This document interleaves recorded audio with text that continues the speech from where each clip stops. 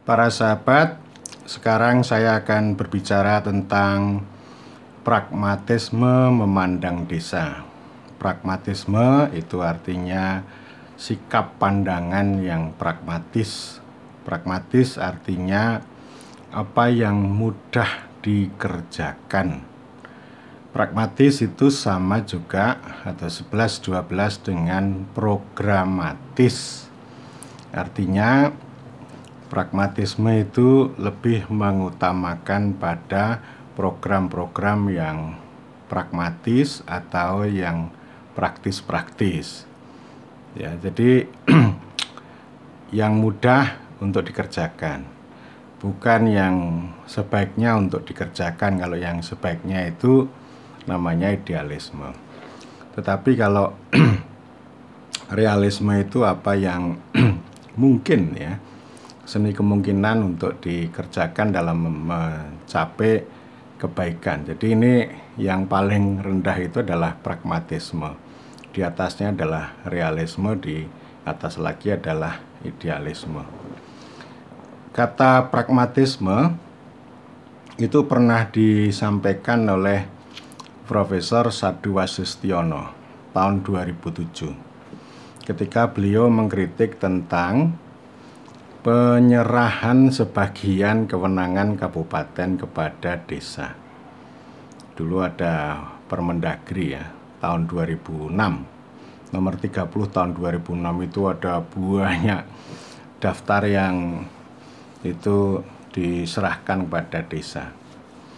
Intinya kenapa pragmatis? Karena tidak ada dasarnya, dasar teori maupun dasar hukumnya itu tidak ada. Artinya tidak duduk, pokoknya yang penting itu mudah untuk dilakukan. Tetapi ternyata tidak mudah.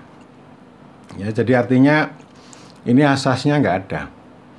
Karena pada waktu itu kan debat, ya, bahwa otonomi daerah desentralisasi itu kan berhenti di tangan kabupaten. Lalu desa itu apa? Desa waktu itu diletakkan dalam kabupaten. Dengan kata lain, dalam pemerintahan kabupaten dibentuk pemerintahan desa. Jadi ini otonomi desa berada dalam pemerintahan kabupaten, dan karena itu secara pragmatis pemerintah kabupaten itu menyerahkan sebagian kewenangan pada desa. Itu betul-betul maksudnya betul-betul praktis, tapi ternyata tidak jalan juga, ya, sama sekali tidak jalan. Dan urusan seperti ini mau pragmatis mau idealis, kalau soal kewenangan itu tidak bisa jalan. Dan karena itu ini dikritik keras, ya. Jadi desa berada dalam desentralisasi itu ngawur, tidak benar. Tapi tetap dijalankan, karena ya selama ini karena kita itu tidak mau berpikir lebih serius, lebih seksama, sehingga jalan yang diambil itu yang serba pragmatis, programatis, praktis-praktis.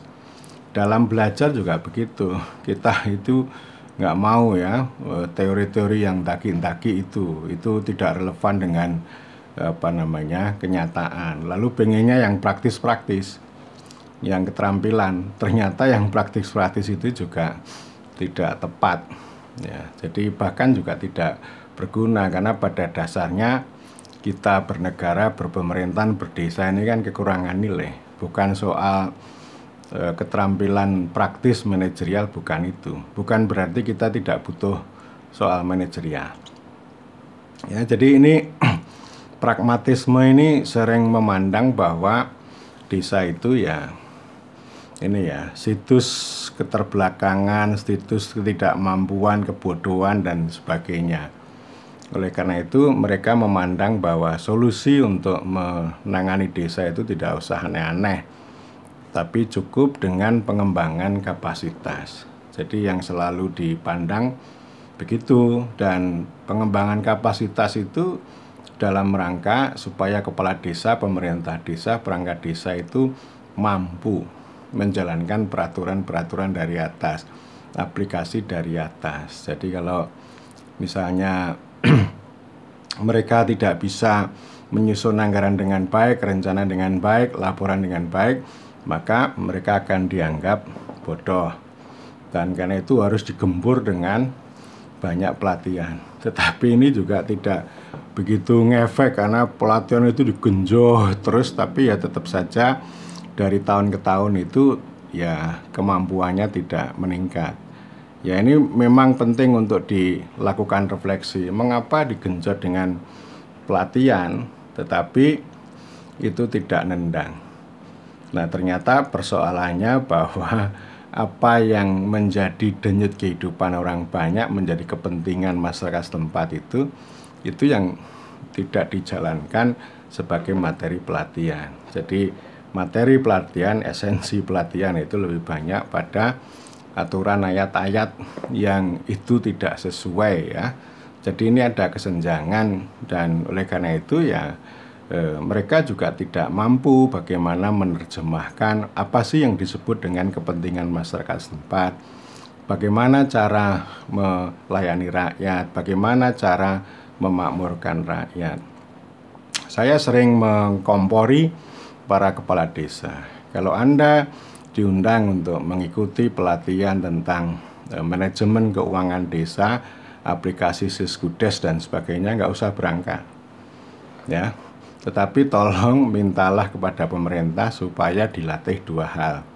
Bagaimana cara melayani rakyat, dan yang kedua bagaimana cara memakmurkan rakyat dengan memanfaatkan apa yang dimiliki oleh desa. Jadi ya percuma yang namanya pengembangan kapasitas dalam bentuk pelatihan-pelatihan itu masuk ke sini, keluar ke sini. Studi banding ke mana-mana ya, studi banding ke Ponggok gitu ya. Lalu yang dikatakan di tempat kita berbeda, dan cara untuk mempelajari bagaimana proses ya dialektika hasil Ponggok hari ini itu tidak didalami secara seksama, secara baik, sehingga ya itu hanya jalan-jalan. Bukan berarti saya melarang orang jalan-jalan, silakan ya jalan-jalan itu untuk menambah insight, tetapi makna itu kan juga harus ditangkap. Nah ini saya kira termasuk soal cara atau metode pembelajaran ya. Saya bukan berarti pengen metode yang milenial, enggak, tetapi yang paling penting sebenarnya adalah Iqra ya, bagaimana membaca, melihat, mendengarkan, membicarakan dan seterusnya. Jadi dialektika pembelajaran itu menjadi sebuah jalan yang lebih penting daripada sekedar proyek-proyek pelatihan. Kemudian yang namanya pragmatisme ini melihat desa itu sebagai ini ya, sebagai lokus dan fokus program, atau yang sering disebut sebagai lokasi dan objek program. Jadi setiap kementerian, setiap organisasi itu nalarnya selalu program. Nanti mendefinisikan problem yang dihadapi, dan kemudian itulah yang disebut sebagai problematisasi. Entah itu soal calistung yang rendah, kemudian stunting, lalu ketidakmampuan, kebodohan, administrasi yang buruk, kemiskinan dan sebagainya, itu cara pandang yang mereka miliki, dan kemudian itu mendorong mereka untuk membuat program. Nah, desa itu sebagai objek, padahal sekian lama mereka itu terus-menerus melakukan kritik kepada pusat bahwa desa hanya sebagai objek, hanya sebagai target. Tetapi ini tidak ditangkap dengan baik. Jadi tidak mampu menangkap kepentingan desa, itu nggak mampu. Jadi mereka sering mengatakan desa itu tidak mampu, tetapi sebenarnya mereka sendiri yang tidak mampu. Oleh karena itu proyek peningkatan kemampuan itu sama dengan merawat kebodohan. Jadi ini orang bodoh membodohi orang bodoh. Jadi program ini dianggap sebagai supremasi program. Dan supremasi ini kemudian yang diperhatikan itu adalah ini ya, tepat sasaran dan manfaat, asas manfaat. bagaimana dana desa ini bermanfaat, misalnya untuk upah, padat karya tunai, untuk upah, kemudian lalu memberikan makanan tambahan untuk para stunting gitu ya. Jadi program-program itu begitu, dan program itu kan sebenarnya itu nalar dari pembangunan. Ini masalah yang gede, yang besar, lalu disederhanakan, disimplifikasi, dikecilkan, lalu yang kecil ini itu dibuat program, ya istilahnya dipredil-predil, lalu dibuat detail. Dan detail ini itu tidak pernah menjawab masalah besar. Ya, ini namanya salah kaprah manajemen program itu ya, seperti itu. Jadi artinya ini tidak begitu peka, tidak begitu dalam untuk mempelajari, menangkap persoalan ekonomi politik yang dihadapi oleh desa. Tentu desa punya masalahnya besar, tetapi dia tidak bisa disederhanakan hanya misalnya persoalan stunting, persoalan administrasi yang buruk, ya, tetapi harus ditangkap sedemikian rupa sehingga pendekatan programatis atau pendekatan pragmatis ini itu sebenarnya sudah terbukti tidak bisa membuat desa itu menjadi lebih kuat, lebih bermakna, menjadi basis kehidupan dan penghidupan bagi masyarakat setempat. Jadi hanya menjadi ladang proyek, ladang program yang itu nanti untuk pertunjukan bagi para perancang, para juragan, para pelaksana program. Ya sama seperti juga program-program atau proyek penanggulangan kemiskinan yang terpusat, yang terencana, yang terukur, inputnya jelas, outputnya jelas gitu ya, tapi tidak punya dampak ya. Dari nalar mereka pun, dari nalar program itu masih sangat jauh dari harapan. Ya paling banter hanya menghasilkan output, dan outputnya itu tidak tendang juga. Kalau misalnya hanya bermain-main soal angka, lalu angka itu digunakan untuk melabeli, oh desa ABCD itu meningkat dari desa berkembang menjadi desa mandiri. Tetapi secara hakikat, secara sosiologis, secara politis kan kemandirian itu masih sangat jauh. Padahal menurut angka yang sudah direkayasa demikian rupa itu menunjukkan kemandirian. Ya, jadi ini pragmatisme itu saya kira seperti itu, dan ini terus-menerus dirawat sebagai pengulangan sejarah. Jadi sejarah itu selalu berulang, pertama sebagai lelucon, kedua, ketiga itu sebagai kebodohan. Dan itu terus ya. Nanti dulu ada pembangunan desa terpadu, kemudian sekarang ada SDGs desa, nanti ada apalagi gitu ya.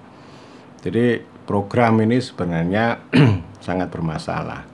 Sebenarnya yang penting untuk dilakukan itu adalah bagaimana kita melayani, mendidik, melayani, supaya ini ya, empowering ya, supaya memperkuasakan desa, mereka bisa menemukan kepentingan masyarakat setempat, mengambil keputusan untuk perubahan kepentingan masyarakat setempat sesuai dengan kondisi ya, sesuai dengan potensi, aset, dialektika dan seterusnya. Jadi yang namanya empowerment itu seperti itu. Tetapi kalau empowerment menjadi program, nanti ujung-ujungnya lagi itu namanya pengembangan kapasitas. Sekali lagi teman-teman, bukan berarti saya anti pengembangan kapasitas, bukan berarti saya anti pelatihan, tetapi ini penting untuk dirumuskan kembali, direfleksi kembali agar jangan sampai pelatihan itu masuk ke sini, keluar ke sini